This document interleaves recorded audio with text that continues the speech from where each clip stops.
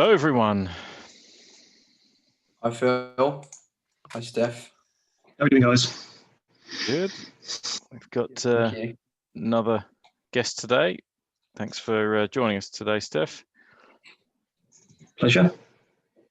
Now, Steph's got Psalm 15. We're picking up, looking at the Psalms in sequence again. And this Psalm is another Psalm of David, a bit different perhaps to the ones that we have seen so far, but I'll let Steph talk through with that. Before we get there, Jord, where are we up to with our big picture of the Psalms? Where does Psalm 15 fit? So we're still in book one. Obviously, we're going to be in book one for quite a long time, as we would have seen if we'd have looked back at that first session that we ever did. I think it is, like you said, Phil, going to be an interesting one, and Steph's going to shed some more light on that because we have a title which we've seen as one of our patterns. It says it's a Psalm of David that we're going to see shortly. But we don't really, I think, see CPT necessarily in this Psalm, and it seems to be a bit of a question and answer Psalm. So hopefully Steph's going to bring some answers to this Psalm for us this evening. So starts off by saying, who will sojourn in the Lord's tent? So maybe if we can perhaps hand over to Steph now to answer some of these questions that the psalmist seems to be asking God in this prayer or in this song. Absolutely, brilliant. Well, thank you for having me and inviting me to spend a little bit of time with you guys, and we can open up this great Psalm, Psalm 15. So it is a little bit different. It's the first thing I noticed was it's a direct contrast to the previous one. So remember, the previous Psalm was talking a little bit about the fool says in his heart, there is no God. And we've moved on from that. We're now looking at somebody who is actually coming to a knowledge of God, wanting to find out a little bit more about God. And more importantly, is wanting to understand how they can have a relationship with God. So David asks that question, doesn't he? He says, well, who shall sojourn in your tent? Who shall dwell in your holy hill? So he asks the question, well, who can be here? And how can we come into a relationship with you, God? You know, how are you expecting us to behave? How are you expecting us to act? That, you know, we can come into this wonderful relationship with you. He likens it to a tent on a hill, which you might think to yourself, well, it's a strange thing to picture, isn't it? We think very much of our houses as they are today, whereas we know obviously at the time this was primarily a lot of the ways in which a lot of the people still lived in that way. So tents were seen as very important things. And I think what I like about it is when we start to delve into understand a little bit more about the wording that David uses. So he uses that word there, sojourn, and it carries the idea of to abide, and it's the idea of seeking hospitality. So there's the first clue into how our relationship could potentially be with God. And then he kind of backs that up by saying, well, who shall dwell on your holy hill? That is the idea of settling down, of having an element of permanence to it. So we have this great idea where he's asking God, how do we come into a relationship where we can experience your hospitality, and how can we settle there and remain with you? So we have this lovely idea that's been created in these first couple of verses of we are guests, and that's different to somebody visiting. The idea of somebody visiting is kind of a fleeting thing. We kind of arrive, we see who we might want to see, and then we're gone. David's not using words to describe that. He's actually saying these are guests coming to stay for a prolonged period of time. And what he's saying is, well, what does that look like? How does that work? And the response that comes out of that, as we'll see in the next few verses, is the idea that, do you know what? If you're coming to dwell in God's house, then there are house rules. There are rules that we are expected to follow, just as I'm sure in our own houses we have a certain amount of rules. It could be as simple as, I don't know, removing your shoes when you come in at the door, something like that. But there are elements of rules that you'll all have in your own homes from that point of view. But God's obviously is a little bit different. And I think that's what's really sort of sets the scene before we come into, okay, well, what do we have to do? What are the practicalities of it? Which is where we come into verse 2. Right. So yeah, quite the a first powerful idea there, Steph. Sorry, I was just going to say the whole idea of having somewhere to stay with God is just a huge theme. I really like how you picked that out of that guest of someone staying there and being hospitable. I think that's a really great way of understanding it. So what is it then? What sort of characteristics is God looking for then? Absolutely. And, David comes straight down to that. He doesn't surmise or second guess or assume what God wants. He actually quite clearly states what is expected. So he says, first of all, the person that walks blamelessly and does what is right and speaks the truth in his heart. Now, we could stop it there and we could spend a lifetime trying to achieve those things. If we unpack what's going on there, we've got the whole idea of walking with integrity, walking uprightly and rightly first and foremost. And we have there the idea of walking healthily and whole. And that really is, I guess, quite an ask in some ways when we think about how many people do we know that we would class as having integrity? We look and we listen to an awful lot of people and experts and politicians and everything that's going on at the moment. And the question I would ask is how much integrity do we see in what's going on? How many of them are, speaking healthily and wholly and truthfully and from the heart?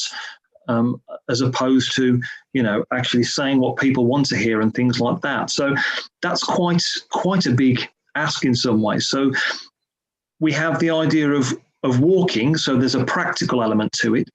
We have the idea of doing something that is right, and we've got the idea of speaking truth in one's heart. And these are incredible things for us to try and do. And it's not that we've got to get those right in perfection. God never expects that, because it is an impossibility, but it's the effort we try and do to try and meet that and to do that as often as we can. We will fail, we will fall short, but the point is God wants to see us trying that. So that's the first, if you like, ask from God, to say, look, if you want a relationship with me, this is what I would want to see my believers doing. I want to see them trying to walk blamelessly. I want them seeing to try and do what is right. And I really want them to speak the truth from their hearts from that point of view. So that I think is the first element there of what we should be doing. I think from point of view. Yeah, I think with what you've just said, Steph, if we're thinking about this being a Psalm of David, I suppose if you think of some of the people in David's life, with some of the things that we saw that have happened in the context of David's life, people wouldn't necessarily say David was a blameless man. We spoke before about the sin that happened with Bathsheba, and I suppose it gives us great reassurance, as you said, Steph, that we're not necessarily expected to do this perfectly, but we've looked before at how we're not righteous by what we do, but it's because of what the Lord Jesus has done for us. And I suppose it's really beautiful to think that David wasn't necessarily blameless, but because of God's love and mercy, he was made righteous and he could be classed as blameless, and sort of links in beautifully to what you've just spoken about in verse 2, which is really helpful and encouraging to think about, isn't it? Absolutely. And David, yeah, go on, sorry. No, Steph, go for it. No, I was just going to say, it's what David really, really understands this. He, if you can imagine, I guess in the Old Testament, there was so much that could be potentially tied up in religious worship, of offering this sacrifice, of keeping this particular holiday, of doing this, of doing all these kind of religious things. And David sees it from a more practical point of view. And it comes out a little bit in Psalm 24 on the next slide, where he takes this almost to the next level and he expands on this. And he says, okay, well, I really have understood this, and I really want to promote this with believers. What they should be doing is this practical sense of it. So in Psalm 24, he comes back and he almost revisits this and says, okay, let's bring back that point that we had from Psalm 15. Who shall ascend the hill of the Lord? Who shall stand in his holy place? It's another way of wording what he's saying here. And he says, he who has clean hands and a pure heart, who does not lift up his soul to what is false and does not swear deceitfully. And he contrasts it with, this is what you should be doing, this is what you shouldn't be doing. And it's very practical. It's the idea of the heart is in it. Are you in this for the right reasons? Are you doing it for the right reasons? So and everything starts in the heart, doesn't it? We make a decision in the heart and we decide, look, this is for me. I want to do it. I believe it with my whole heart. And therefore you're in half a chance of being able to achieve it if that's where you start from that point of view. So that's where David really kind of builds on this and probably echoes all the way through the Psalms, in various forms in this particular way, in this particular manner. So yeah, absolutely. I think what's lovely is if you carry on with those, I was just looking in my Bible at verse 5 and 6 that follow on, Steph. It says, he will receive blessings from the Lord and righteousness, which we've alluded to, from the God of his salvation. Such is the generation of those who seek him, who seek the face of the God of Jacob. So again, like you said, it's that aspect of the heart, seeking after the things of God and recognizing that it's God that can do these wonderful things for us and invite us to, his dwelling, which is what you've been speaking about, which is really, really encouraging. Yeah, no, absolutely brilliant. Yeah, thank you. Yeah, absolutely. So if we just pop back to back to our Psalm 15 slide, what we have then is, this is what you shouldn't be doing. And I think it shifts here from, do you know what? In some ways, you could do verse 2 on your own in isolation to a degree. But that's not the way it works in a relationship with God. There is a relationship with God, and then there is a relationship with other believers as well. And that's really, really important. And so now David turns his attention to, okay, how does your relationship work with those that are around you? That could be people that are believers, people that are non-believers. Because wherever we go, I mean, it may be a little bit more challenging at the moment with the restrictions the way they are, that we won't be seeing as many people as we normally do or interacting in some ways, but we're still communicating in some form, I would suggest, with people, and it doesn't change. So he now says, okay, this is what you shouldn't be doing and you need to be careful with. He says, consider your relationship with others, in terms of that you're not slandering, that you're not doing evil, that you're not reproaching friends and neighbours. So he's saying, look, be careful. Are you gossiping? Are you, are what you're doing harming any of your neighbours or your friends in any way that's causing problems? Because God sees the importance of extending what you do to the people that are around you. We don't do and live a life and a relationship with God in isolation. There are other people, and the way we act is really important. And David understood this, and is obviously bringing that out in this particular way. Yeah, well, it's those interactions with people that really show what's in your heart, don't they? By myself, I might feel that I'm walking with integrity, but then when I am provoked by others or slandered or people say nasty things to me, then that really shows whether I've got that blameless walking and truthful heart, doesn't it? Yeah, very much so. Yeah, it challenges each of us. Everyone can look at that and challenge themselves, and that's what we're doing here.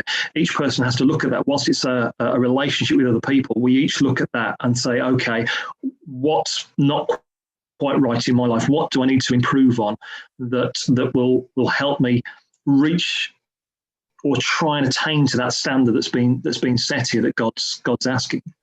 And what really comes out then is it starts in verse 4, because we go back to that principle of fearing the Lord, fearing God, and it's the understanding of that fear is not a fear that we're quaking in our boots and shaking. We're frightened of God from that point of view, but there is a respectful, reverential fear.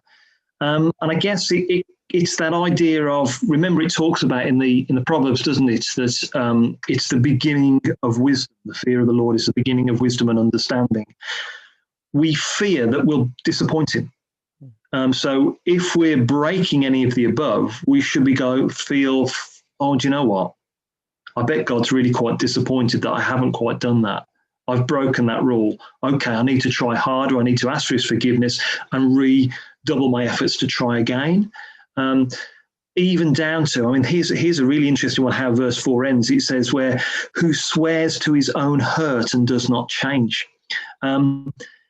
And here's I was thinking about this. I'm thinking, what does that mean in a practical sense, or could we think of an example where that might work? And I was thinking about, you know what, if we've said we're going to do something, or if we've made a promise to someone, and you know what, I don't know whether I can keep it or not, or it's not really convenient, or do you know what, it's not quite what I thought it was going to be. I'm going to have to break that and say, no, I can't do it.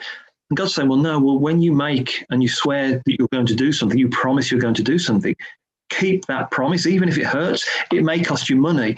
It may well cost you your pride. It's really quite inconvenient, but hold to it. Don't change your mind from that point of view. Just a little practical point like that is, you know what? Do what you say you're going to do. God keeps his promises, and he expects us to not make anything rash or say anything rash, and do what we say we're going to do from a little kind of practical point of view. And David would have come across that himself, I'm sure, many times, in thinking about the rashness of words and what we promise, and actually standing by what we said we're going to do. From that point of view. Yeah, it reminds me a lot of that promise David made with Jonathan. He's one of his good friends, wasn't it, that he would look after his family. And then even when Jonathan was killed in battle and David was king, he could have thought, oh, well, that's all over now. But he sought out Jonathan's relatives and really kept his promise to Jonathan's family and really looked after them, even though, for all intents and purposes, Jonathan wouldn't have known because he was dead. But David lived all this out himself, isn't it? He made a promise and tried to keep it. Absolutely, yeah. So I say all little echoes that come out through David, all, and that's what I love about David is this. All that he says here is not just surface talk or things that he's picked up and read. These are how he genuinely feels he himself should be living his life as well. David really is. I'm saying this, but I've done my best to live by it. He's not just kind of repeating words here. This is something that he was desperate to try and live by in his life, and it was accounted to him because he was beloved of God, wasn't he? From that point of view, even though, like we said, Jordan, that we may fail, and David fails spectacularly many times, and I always take a little bit of comfort in that, thinking to myself, David, didn't do everything right that he should have done, but it was the way he handled it and what he did going forward from that moment, to try and put that right. And when you kind of come to verse 5, we really get down to things that are possibly a little bit more closer to home. When we talk about our money and what we've been blessed with and the things that we have, there's a little bit of practical advice here. Now think about how you use those things that I've blessed you with. God has blessed each of us with some incredible things, and how we use those or don't use those is actually being queried here. So there's a little bit of practical advice here of what we do and how we do it. From that point of view. Money, certainly makes the world go round. It's not the be all and end all, but it's a blessing from God, and God expects us to use those things wisely and correctly from that point of view. And it can be a weapon we use, isn't it, to make other people suffer because we sort of cause them to, if they're missing out, like bribes and things like that. But coming back to that walking with integrity, it's not about not treating people badly. It's about walking uprightly, and whether it's with your money or what you say or what you do or how you treat people, it's all related, isn't it? I almost think of a good word. It might be like values. I know it's a bit of a overused word, perhaps in a corporate sense, but you can see what David really values, that he keeps it close to him, and that's, as you said, he lives it out himself. It's not just some platitude or bit of wisdom he's read in a self-help book. It's something that he firmly believes in and tries to live out himself. And I think that the lessons that you've been bringing out, Steph, from Psalm 15, have really reminded me of one of the famous teaching that Jesus says of what's the greatest commandment. He says, love the Lord your God with all your heart, soul and mind, and love your neighbor as yourself. And so many times you've got, the truth in your heart. Don't slander and do evil to your neighbor. Don't take reproach against them. And to me, it's really, in the future, fulfilling these words that Jesus will go on to speak in the New Testament, which again is that very practical way of thinking about how we can apply these things and think about them in regard to the question that you open with, that obviously David opened the psalm with as well. So what would be, Steph, your real sort of take-home point for this particular psalm? For me, the take-home is that there isn't just an element that you can pull out and say, I'm going to do that bit. And like we were just discussing there, it's the idea of taking the package as a whole, that if we are going to embrace this, then it impacts every aspect of our life. It impacts our heart. It impacts what we do. It impacts what we say. It impacts how we interact with our friends, neighbours. Could you imagine if everybody in the world tried to live by this? What would the world be like? A far better place. Incredible place, wouldn't it? Mm. And that gives you a little flavour of what the kingdom could be like. If everybody could do this now, or try, even if they just did 15, 20% of this, you can imagine how much of a better place the world would be compared to what it is now. Yeah. From that point of view, it's a very selfish, all about themselves place, revolves around money.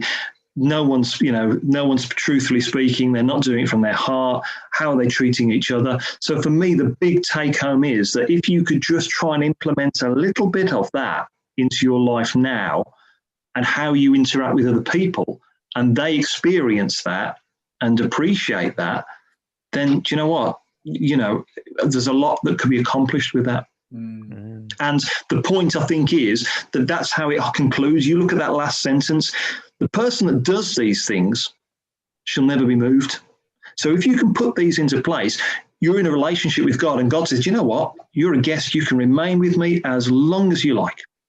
You're very welcome here. You can experience my hospitality. You can enjoy a relationship and my company and all the blessings that go with it. And that idea of never being moved literally carries the idea of being shaken or being evicted. And what popped into my mind when I kind of thought about not being shaken, we think of the parable that Jesus told with the two people that built the houses, one on the sands, one on the rock. What happened to the one on the sand? What happened to the one on the rock? One moved very much in terms that it collapsed. The other one remained firm and didn't move. And so there is a blessing that comes with trying to achieve what this psalm sets out. Fantastic. Wow, many things to think about and to act on from this psalm. Anything stand out to you, Jord, then, as we wrap up? No, I just think it's been really helpful, those very practical lessons that Steph's brought out for us to think about. And I especially like that last sentence that you've just spoken on, Steph, about, those who do these things shall not be moved. And I love that metaphor that you've used about, being a guest at God's house. And that isn't just, a visitor. That's someone who God has invited to dwell with him. And it's up to us when we leave, and God is offering us to stay there for as long as we like. And that's such a powerful thing in relation to what you brought out with that glimpse of the kingdom that we can have. And I thought, it's really a powerful vision, and something for me to definitely think about and take great comfort in at the moment, especially as we start to see maybe these challenging times get a little bit more challenging. Great. Well, thanks, Steph, and thanks, Jord. And for those of you who've been watching, I hope you've found this valuable too, taking on these important characteristics, things to consider, to act on, things to avoid.